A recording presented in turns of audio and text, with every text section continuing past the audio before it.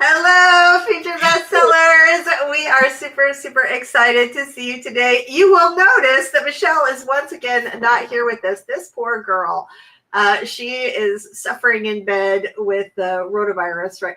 Rotavirus, a cold. Oh, God. I think rotavirus is something different. Anyway, she's sick today. And so hopefully she'll be back with us next week.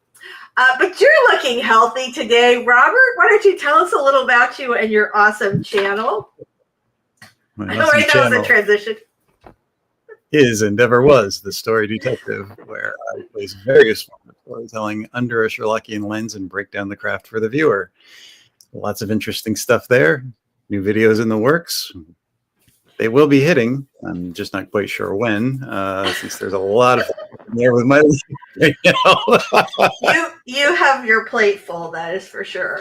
That is for sure. Mm-hmm. I love that. Well, welcome, Robert. As always. For those of you who don't know, I'm Lisa Daly. I'm a hybrid author, so traditionally an indie published author, and I write romantic comedies and nonfiction writing advice. I finished my hockey romance pass over the weekend. I literally, because I had a promo starting on Monday, like an early reader promo, and I'm just like writing. And as has been my habit for my entire writing career, I drank about 9,000 Cokes and ate a bunch of junk food and no water. So I had a doctor's appointment on Monday, just a regular checkup, no big deal. And my blood pressure was like 170. And then they're like, well, take some deep breaths. We'll take it again. 180. One more time, 190. And I'm like trying to, well, I'm like a sensory thing. So when she told me to close my eyes, she's like messing with stuff around the room. So there are all these like weird noises. So it was harder to kind of relax. But so I literally, she was like, I'm really not sure if we should send you to the hospital or send you home. And I said, well, it's kind of stressful in here, so it might just be that. So I got a blood pressure thing, right? And I tested at home, still 170. I tested it yesterday morning, still was like 174. So I did like a little teledoc appointment, and they're like, go to the emergency room right this minute. So I did. I get there. They put me through like a gazillion tests. And I think it might be related to my thyroid, because that can cause your blood pressure to go haywire. There was literally nothing else wrong with me. And high blood pressure is not something that like runs in my family or anything. And so I think it's probably my thyroid. But it also occurred to me, it might have been the 987 Cokes that I drank over the weekend, because apparently caffeine at that level is not good for you. So no. Yeah, who knows? But I was like, it was such a bizarre experience, because they'd come in like, oh, your kidney's fine. Oh, your brain's fine. Oh, your liver's fine. And it was just weird. Also, it feels like such a like old person. Like that here. Oh, my blood pressure. Ooh. Anyway. All right. So that was my exciting adventure for yesterday. Let's say hi to our friends in the chat. Hello, Mary. It's so nice to see you today, as always. Free Range Female is here. Hello. We're super happy to see you today. Mary says, yay for finishing. Where's the clapping? You're right. Hold on. There it is. I'm just super excited to have the thing done. I really like it. It turned out really well. I'm just delighted. Okay. Now I got to get back to the comments. Okay. And Daisy's here. Hello. Super, super excited to you guys for being here today. So, Robert, what are you going to be working on today?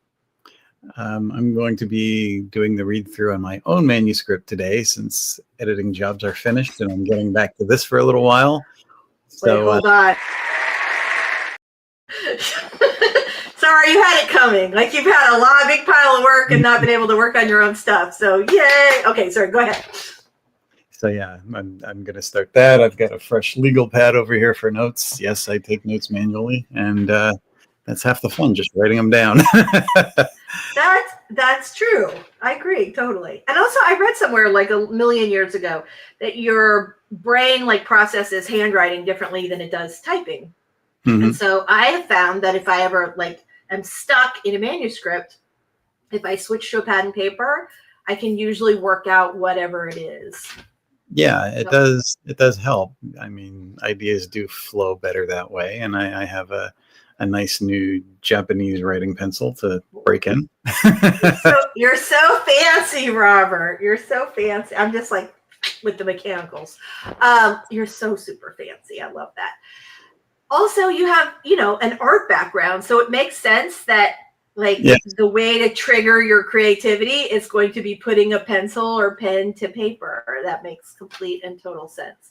I think there's something I got back to, drawing and writing with pencils, that there's just something to have that organic piece of wood between you and the paper that's just more connective. Uh-huh. Yeah, I totally believe that. All right. So here's what we're going to do. We're going to do a 5-minute warm-up sprint. And I want you guys to tell us first what you are working on today. And second, I want to know who else likes to use pencil and paper, whether it is to plot out initially, whether it's for if you get stuck. So or are you just exclusively, your laptop or whatever you're writing on? So I'm curious to know. So let us know those in the chat while we do our 5-minute sprint. Hey, doll, we're super glad to see you today. Okay. Let's see. Mary says, I like my gel pen in a pretty journal. I love that. I'll show you guys my thing when we get back. All right. The horror geek is nagging the crap out of me about my microphone, which he is like a real audio person. So we're going to do our 5-minute warm-up sprint and I will fix it then, horror geek. Okay, here we go. Love you, sweetie. All right, here we go, everybody. Let me go ahead and put this up on. It'd be easier if I shared it from the StreamYard instead of just looking at it myself. All right, there we go. Okay. Here we go. We are going to get started with our first 5-minute warm-up sprint, starting in 3, 2, 1. Just want to get your docs open, get your drink. Let's roll.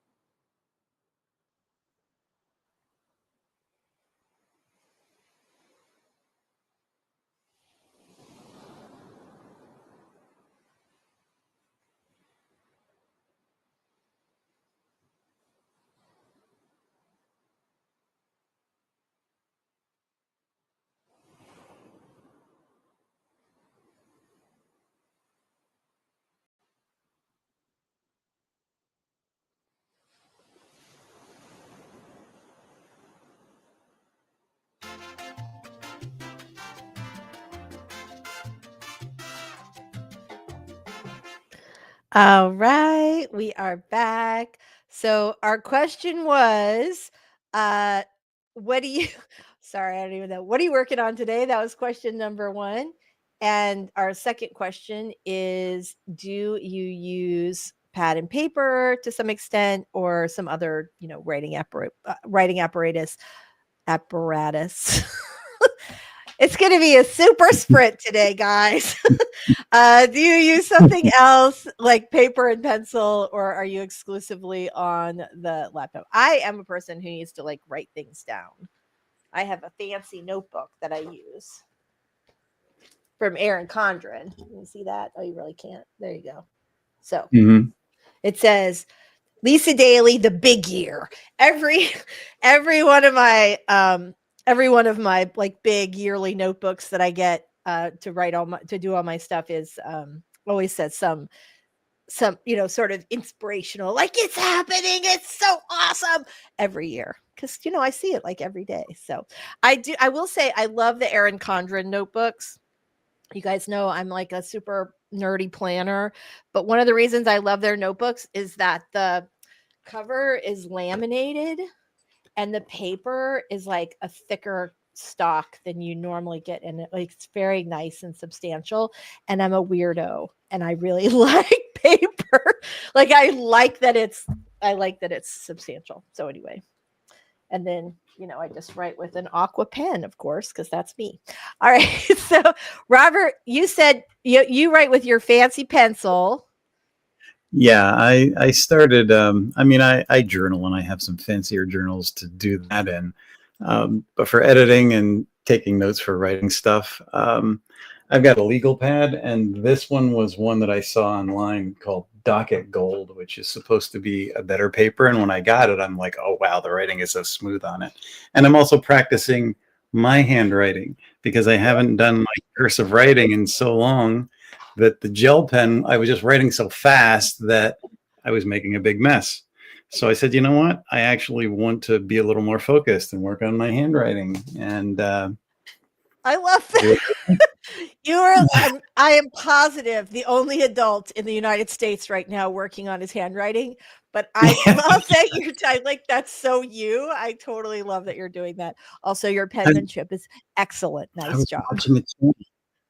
I appreciate that. I was watching a channel where this guy, I don't know if he taught it or whatever, but it was from, some of the people who actually collect fancy pencils and things. And people were asking about his handwriting. And he said, well, it takes time and practice. And, he was putting up handwriting videos. And I said, you know what? It's been so long since I've done it. I want to try it. So for several months, I've been working on it, trying to get back into practice. I have my subscription box to the fancy pencil company that we mentioned before. And quarterly, I get the box of pencils, and it comes with a pencil for archival, saving a pencil in a tube. I'll show you the next break. I love that you have the pencil of the month club. It comes in quarterly. They're not cheap pencils, but I tried them because I heard about them last. Again, just from watching stuff on YouTube about art pencils and stuff, and people were drawing with these things and saying how great they were. And it was a pencil company that they were done by Eberhard Faber up until '89, when the fancy tool they used to make the eraser, the ferrule part, broke, and they weren't making enough money, so they never repaired it. These guys, 10 years ago, I'm surprised I haven't heard about them, bought the patent for $300, and they turned it into a pencil art form, and they're selling expensive pencils, but they're really good pencils for drawing. So I said, you know what, I'm going to subscribe just because I get something a month every few months. Yeah, that's awesome. Yeah. That's totally awesome. I love, I will say, I love that we live in a world where fancy quarterly pencil boxes exist. I just think that's really nice. That's really nice. Okay, Horror Geek here giving me so much crap about this. He said something funny about it's her first time live streaming. She'll figure it out. I have all my settings. Also, like, it's hard to be live and fix the settings at the same time. I typically do it ahead of time, but every time it kicks me out, like, it reverts back to some sort of thing. All right, so let's talk about the rest of them aside from the horror geek giving me a hard time. Daisy's here. We said hi already, but we're super glad you're here still. Yay! Doll, so glad you're here. Mary is working on a new working title, The Anti Farm, aka Seniors Gone Wild. That's it. So when I read The Anti Farm, the first thing I thought of was like, when your dog is old and passes away, and the parents always tell the kids like, oh, we sent him to live in a farm upstate. He gets to run around. That's what The Anti Farm feels like to me. But anyway, I sort of love like the idea of, I don't know, it's kind of fun, but that was my first response. We should take a poll on that at some point just to see if that ends up being the title you love. Radiant Life, hello, super glad. I just want to say hi, and I'll be back in a few. Hi, we're super glad to see you. Working on homemade poetry zines. Making my business card, That working on sounds fun. miscellaneous writing. Yeah, that sounds really awesome. All right. Radiant Life says, I love handwritings, but it's been messy. Daisy uses disposable fountain pen. Oh, I love that. On journal notebooks. We are all paper nerds, aren't we?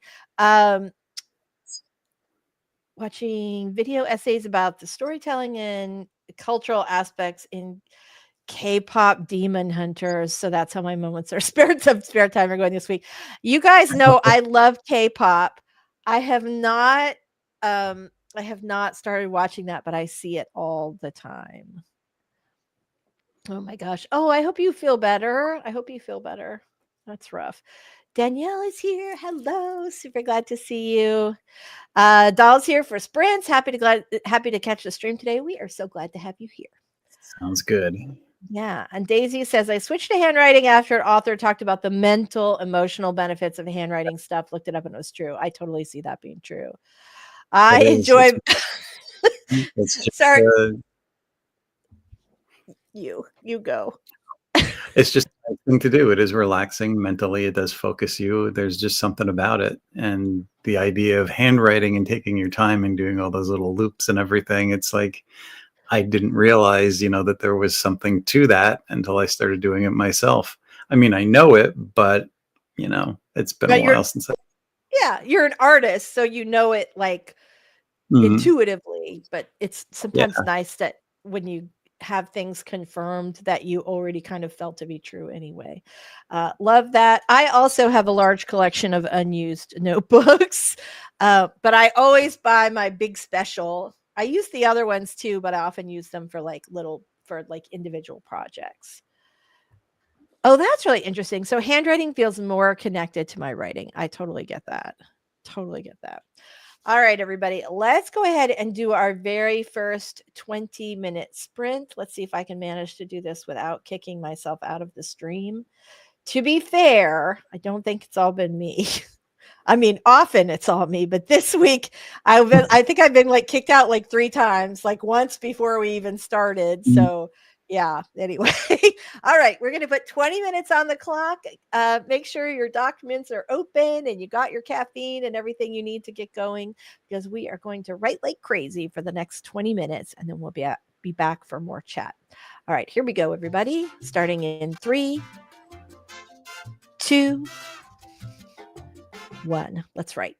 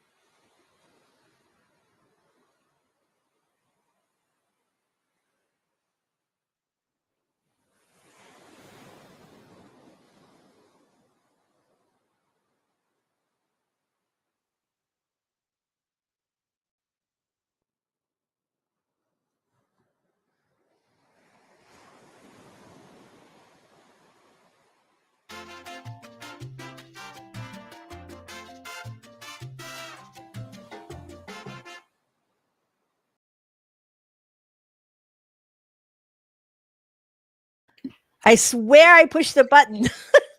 Hi, everybody. How are you doing?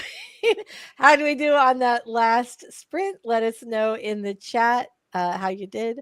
I was working on a little formatting. So I was like, of course, deep in the weeds when it ended, but at least I'm making good progress today. So that's important. How'd you do, Robert? Not very well. The internet is my enemy today. It's slow as molasses. And I sent last week a copy of my draft to my Kindle because I usually like to read and listen so I can hear the sounds of the words being pronounced. I can't get the device to deliver to my Kindle. You're kidding. It's just not happening. It's crazy because usually Kindle makes it pretty easy. You have that like send to. I will say, I remember years ago getting hung up because you had to include like a sender email. So not just anybody who has your Kindle send to address can send to you. You have to give them permission, like you do for like NetGalley or whatever. So maybe it's that. Or have you tried turning it off and on again? Yeah, actually, that's the most frustrating advice. It's just showing up. So, okay. Oh, yeah. Okay. I love that. I totally love that.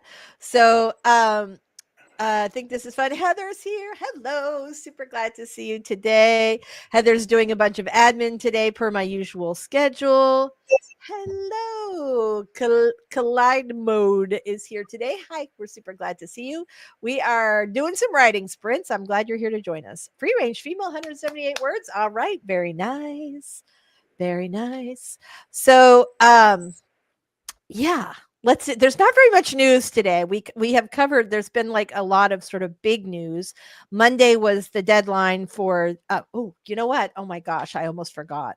Hold on, everybody.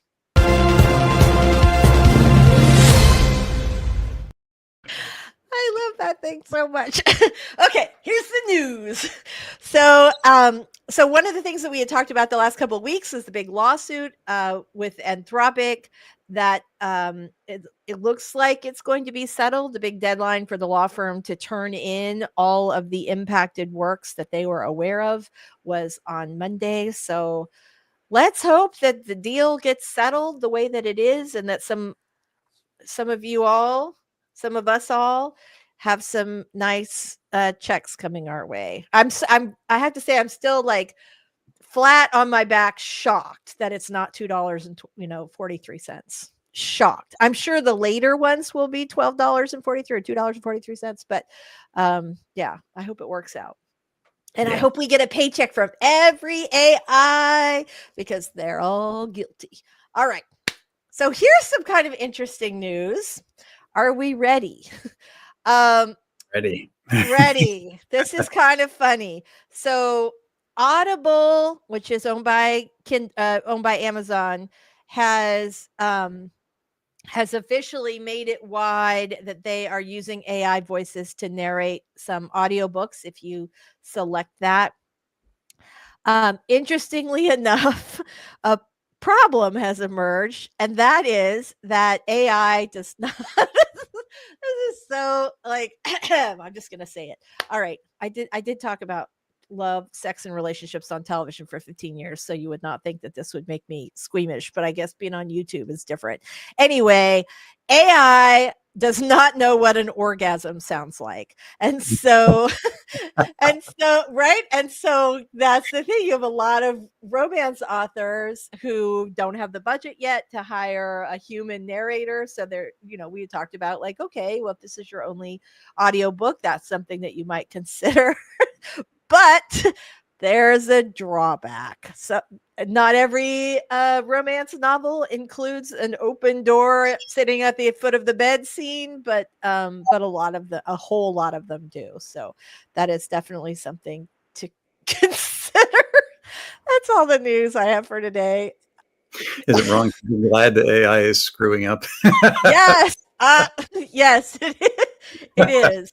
They're screwing up screwing. Anyway, so No pun intended, but it's there anyway. exactly. Yeah. I think there's something really interesting about that. I mean, obviously it makes perfect sense, but yeah, that's exactly it. So okay, hold on, I lost the comment. Somebody said, love the graphic. I know, I'm such a nerd. I literally just made it on I just made it on Canva, but I think like pairing it with the like official like breaking news is so dorky and fun. Literally cracks me up once a week. Okay. Hi, super glad to see you. All right. So I love that. So that's something to consider if you're a romance author and you're thinking that you're going to just have AI narrate your book for whatever reason. If you have open door sex scenes, you're probably going to want to reconsider, or I don't even know. I don't even know what the solution is to that, because it's not like you can do that. Okay, so free range female says, now I want to hear an AI orgasm. Me too. I want to know, like, how bad did I get it wrong? And the thing is, we're all adults here. The range of normal human sexual behavior is super wide. So there are a whole lot of different options that you could go with that would still be right for the human experience. So I think would like to hear an AI orgasm. I will try to track that down for you guys, and we'll see if we can find one for next week. I don't know if we want to do that. You know what? Maybe a link to one. How about that? And you have to be careful, even with the robot voice on Kindle, which is another reason that I listen while reading, whether I'm working on my own stuff or editing someone else's manuscript, because not all the words are pronounced correctly. Right. And some things are left out. I mentioned a couple of weeks ago that a client had a lot of like robotic dialogue between the greater than, less than symbols. And every time it got to that dialogue, it would say like, greater than, less than Grace says blah blah blah, and it's like they're pronouncing the symbol instead of actually just leaving it alone. And I'm like, why is it saying less than so and so every time you use that? And he's like, really? Oh my god. That's funny. Collide Mode says ChatGPT is a nun. I think that's true. I think that's true. I think that's true. I'm just trying to think. I'm not going to say what I call my ChatGPT. I call it Oprah. So now it's hard for me to like reconcile all those parts of AI orgasms, Oprah, and ChatGPT being a nun. So boy, it feels like it's time to go on to another writing sprint. It could be. I could find the pencil box if you want it out. Yeah, let's look at a pencil box, everybody. Yes, we were talking about my writing pencil, since we were also discussing what we write with and take notes for our writing or do our writing. So in this box, it's a quarterly box, and you get, first of all, a box of pencils. They all have a different theme every quarter. This is the Keith Haring pencil. That's so fancy. It has his little what? I love it.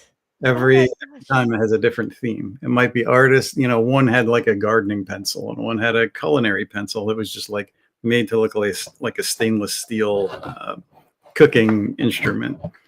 So I love it. I absolutely love it. You get the archival edition, which comes in a little tube in case you want to save your pencil for posterity in a little test tube. I love, boy, they really have thought of everything with the marketing of that, haven't they? Nice. I love it. The extra in this was a little Keith Haring coloring book. So it has, oh my gosh. That's hilarious. I love it. The culinary pencil had actual little recipe cards that came with it. Really? I'm trying to think of,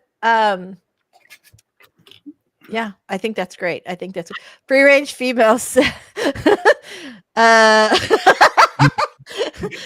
range female. Love that. That's hilarious.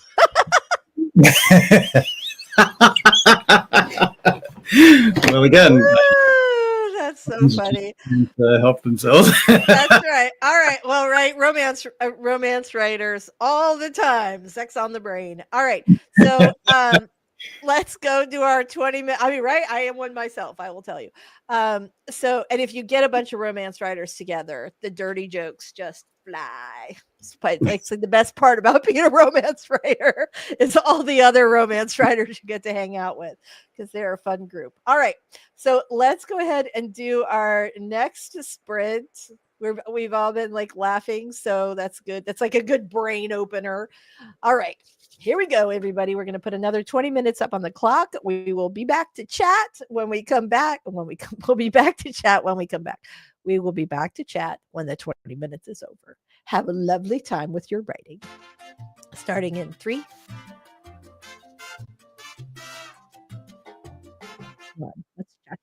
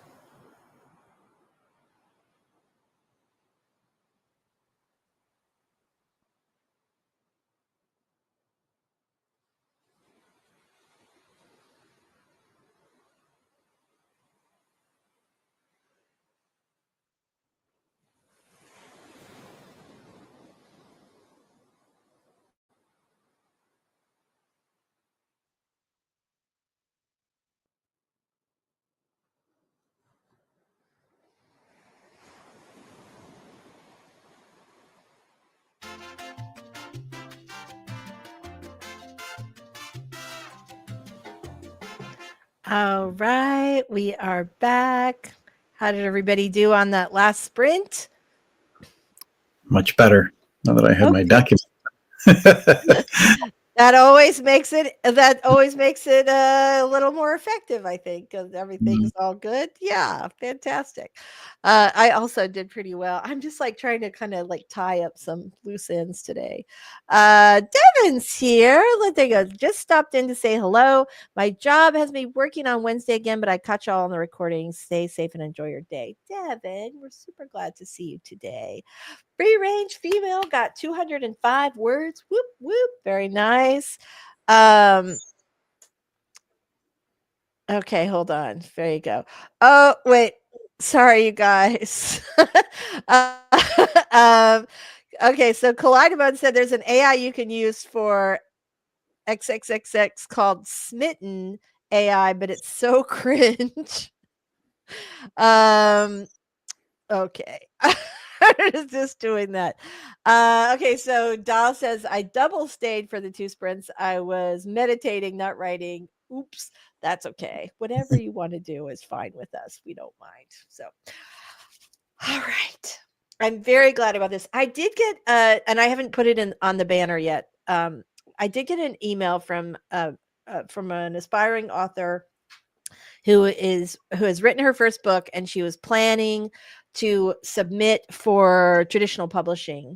And the book is a romance, and it's like 135,000 words, which is, I think you guys might recall, I literally had this same issue because that is longer than typically traditional publishers want to see. Like for a romance, straight romance, like every contract I ever had was like 75 to 80,000 words. So, and a lot of times your, agents or publishers will reject a manuscript, even if they like it, if it is a lot longer than the genre expectations, or a lot like shorter. I don't think you get as many rejections, but for that specific reason.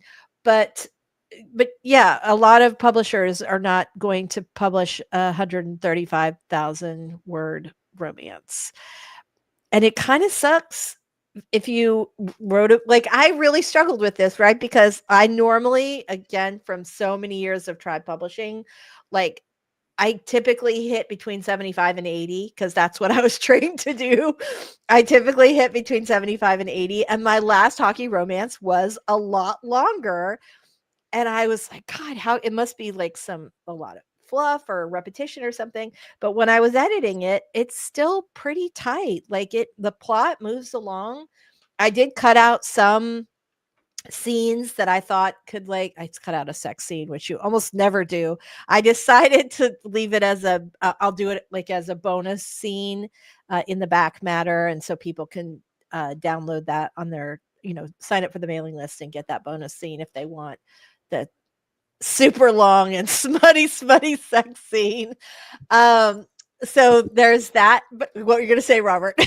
Good way to get them to sign up for your email, though. Oh, I have my ways. I think that's always a good thing to do. If you like, I wrote a chapter of bonus content for another book where it was first person from the female character's perspective.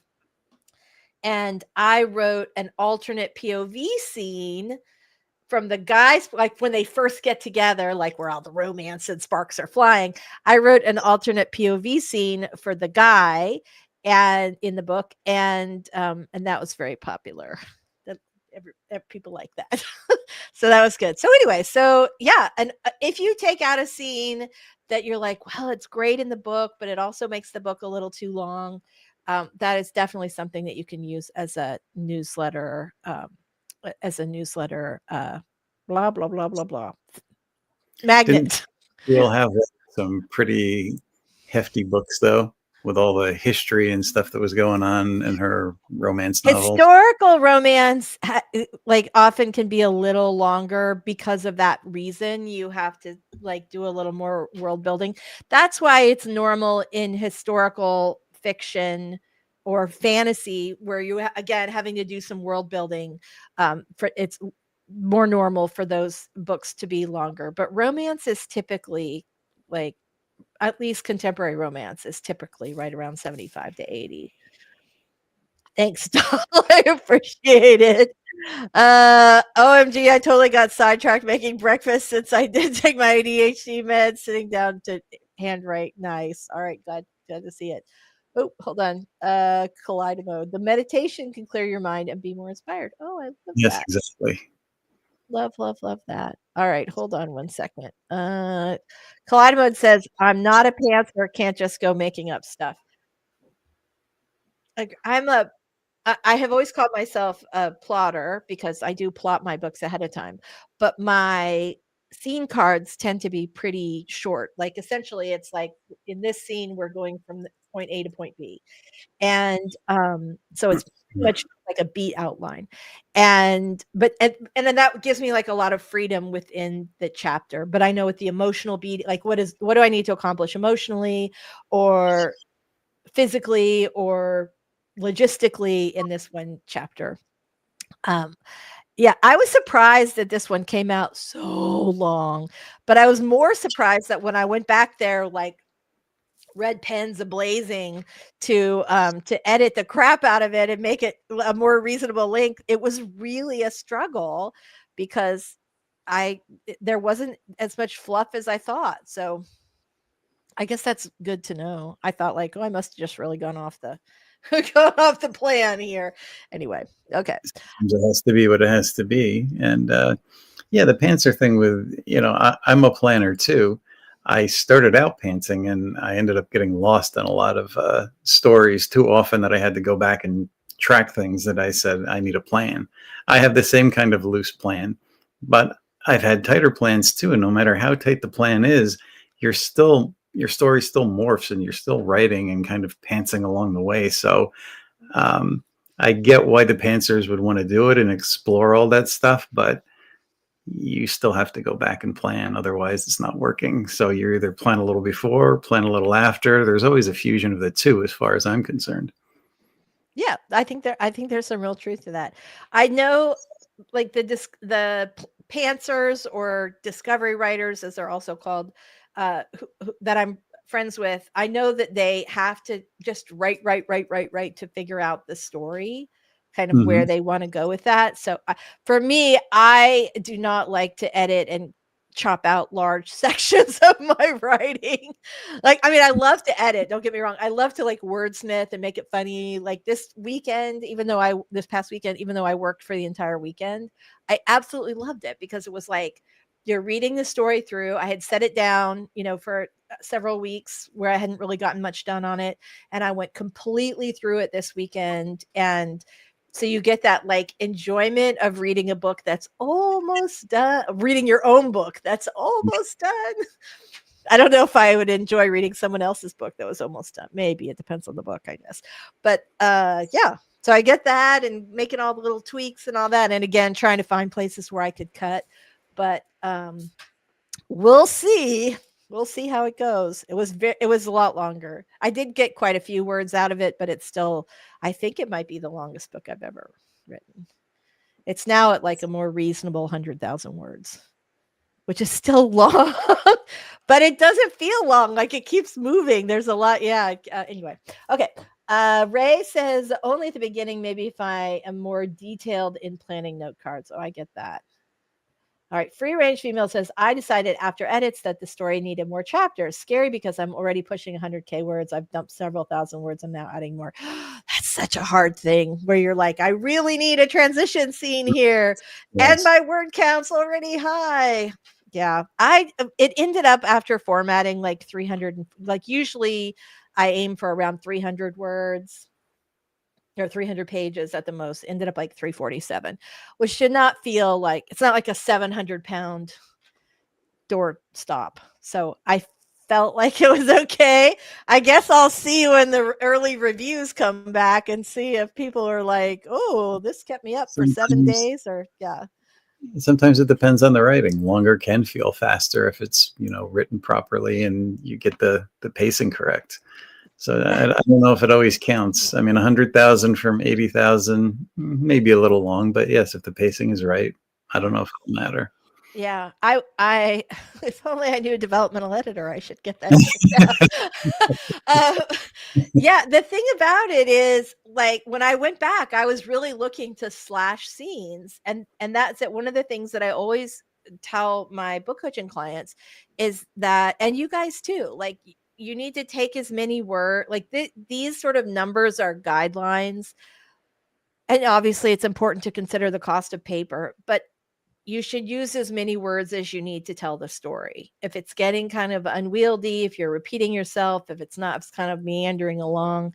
But this book doesn't feel like that. So I'm like, okay, maybe I need all these words, because I'm like, well, do I want to cut any sort of ancillary characters? And it could just be, this is the second book in the series. This is only my very first series. I've always written standalones. And so maybe it's bringing in some of the people from the previous book that, like, maybe it's just there are more people and that's more of a challenge for me. I'm not quite sure, but I mean, it works differently for everybody. When I started out pantsing, I would overwrite. I subscribed to the idea of getting everything out of your brain and down on paper and sorting it out later. And now that I'm planning, I'll write very lean, because I know the story is going to morph and things are going to get added to it. And then I'll know when I have enough scenes, and then I can start chopping things down. yeah, I don't like to chop stuff down. The Horror Geek is the same way. He does not like the editing. Like, his work is super, super clean. But he does not like to edit. I love that last pass. Like, I love it, love it, love it. It's my favorite part, because the book is done. All you're doing is just making it better. And yeah, anyway. Okay, so Ray has a great question. Any ideas on how to turn epic poems into short stories or more lyrical fiction, or something not poetry? No, okay. I think I think you could turn an epic poem if you look at who in the poem is the antagonist and the protagonist. And a lot of times poems are written, sort of like from the poet to the reader. And so that would probably be the most challenging part, but an antagonist, a protagonist, and a goal. And it kind of depends on how the poem, I mean, I'm like trying to think of like epic poems and how I would turn them into a book. I mean, I think with Eddie, you start with the character and the story goal. And so I guess I would think about that first. Who is the protagonist? Who is the antagonist? What are their individual goals and how do they conflict? Mm-hmm. Robert, I feel like you're going to have a better answer for this than I will. Please save me. I think if you have a concept there and you can turn it into something that the poem kind of has the theme already there, I mean, it could work well for a short story. I had a dream this morning, and it was an odd dream, but when I thought about it, it was almost a thriller. But then there was this other theme that, could be like a scene from a thriller, but had a different kind of ending that would make a good short story. I don't always write a lot of short stories, but occasionally they'll come to me and it's like, I should probably write this one down at some point. Yeah, for sure. I am not a short story writer. I don't know if I've ever written a short story. I had tried to write a short story a million years ago when Caro was doing some, yes. I think, right? It was like an anthology of, I think it was like an anthology of pandemic stories, like pandemic romance stories. And I tried and tried and tried, and I could not stay within the word count. Yeah, they always get longer for me too. That's the issue I have. Yeah. It's hard to get short and make it have a point. It is like a bit of a song or a poem. There's a lyrical kind of thing to good short stories where they just sort of end off on something that I think is the impactive moment or the theme that brings it together.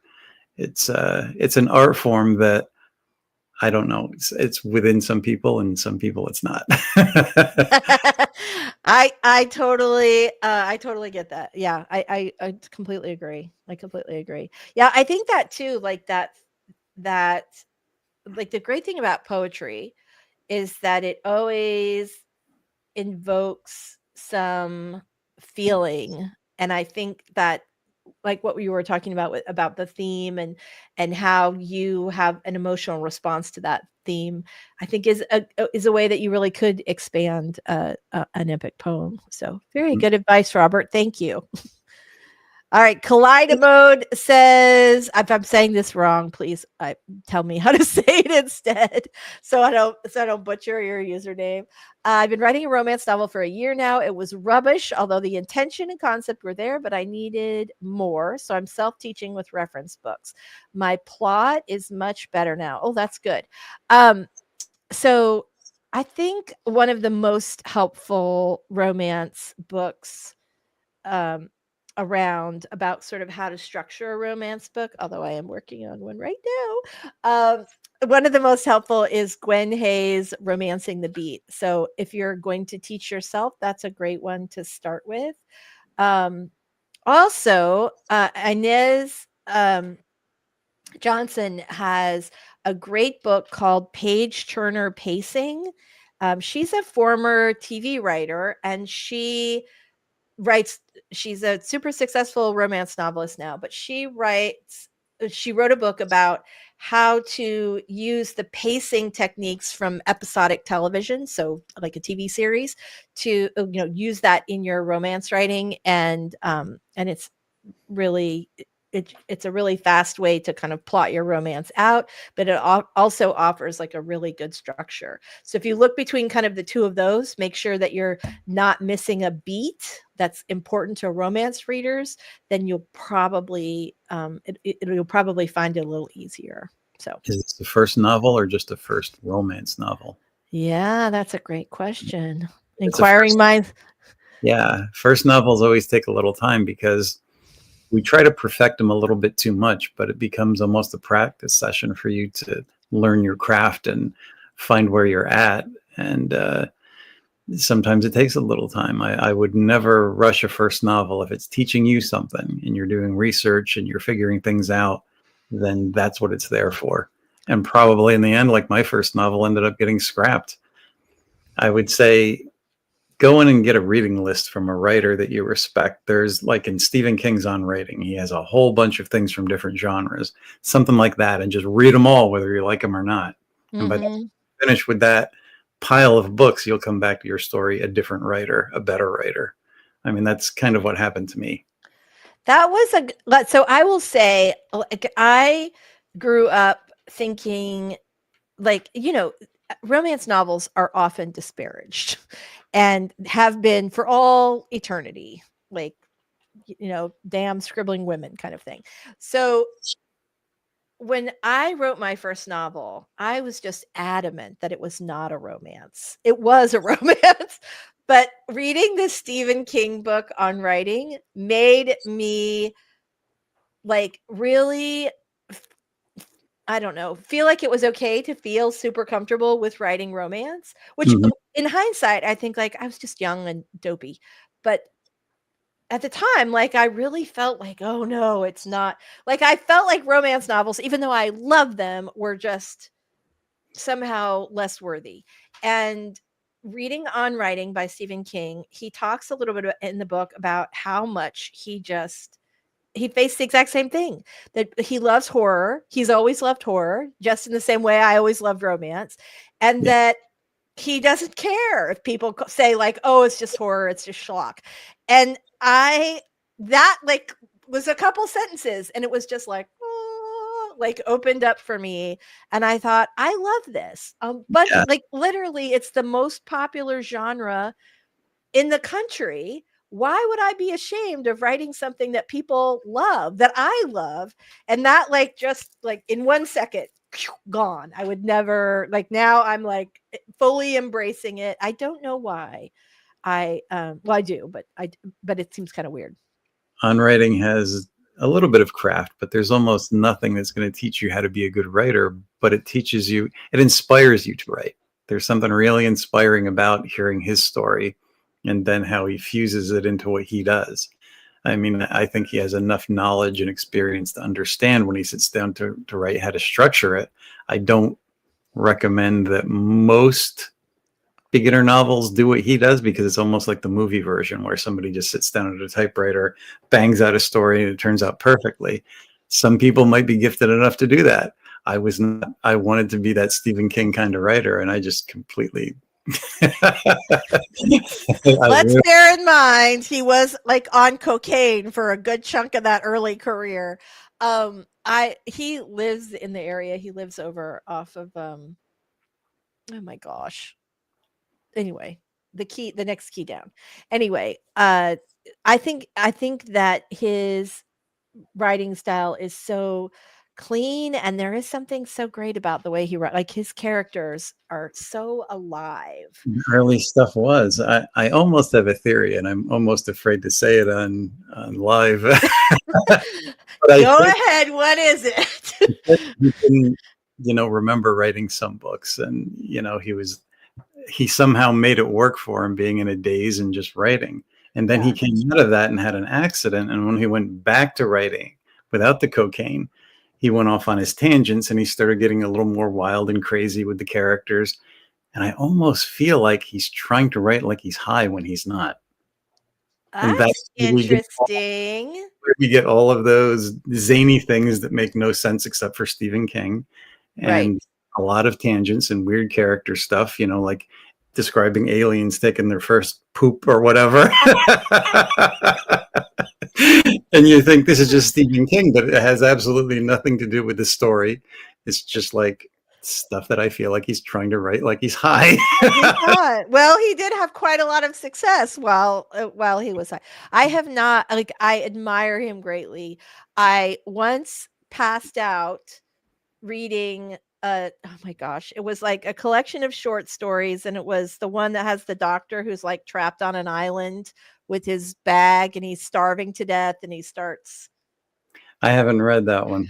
Well, I was reading it at a job when I was in college, like working in a little call center, and I remember Survivor type, the horror geek tells me.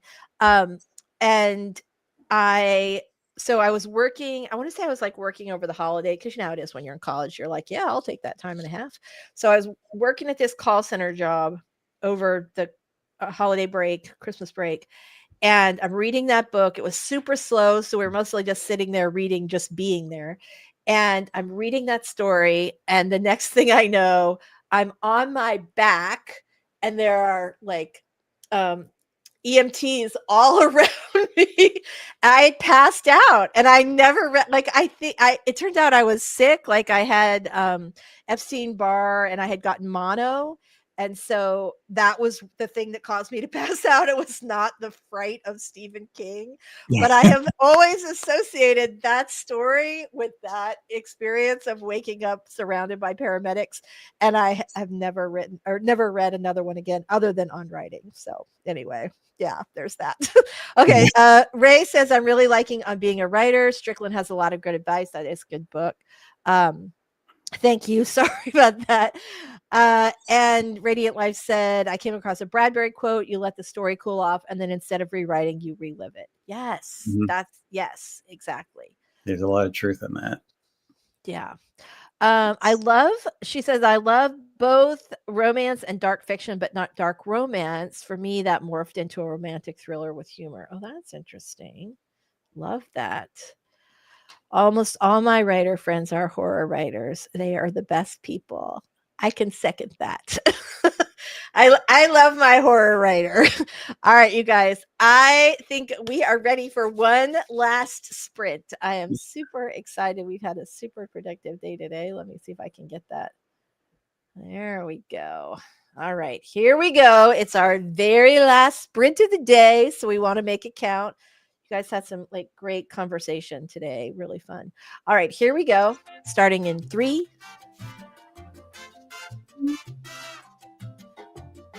1. You've got this. Let's make it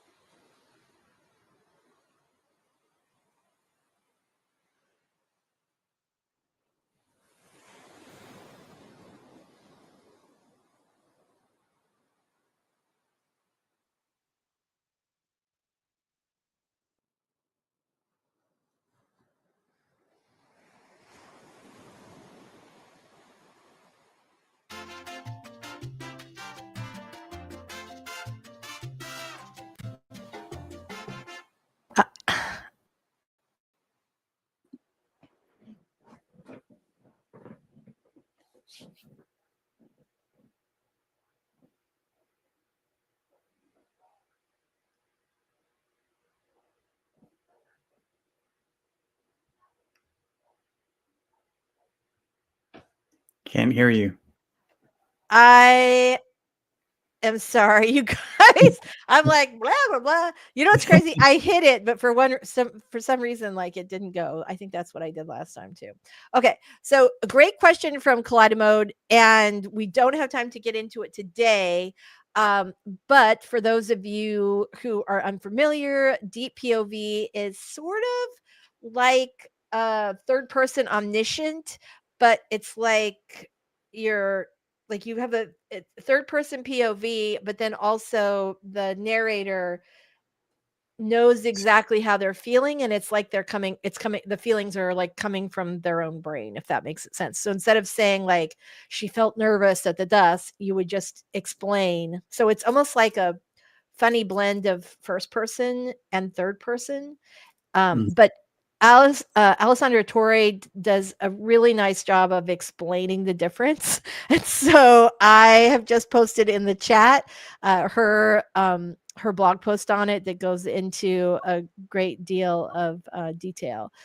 One quick thing you might try is every scene in every book, whether it's omniscient or not, has a point of view character. Either the omniscient narrator is inside their head or they're inside their own head. And if you take the feelings and emotions of that point of view character, you can pretty much find the voice of.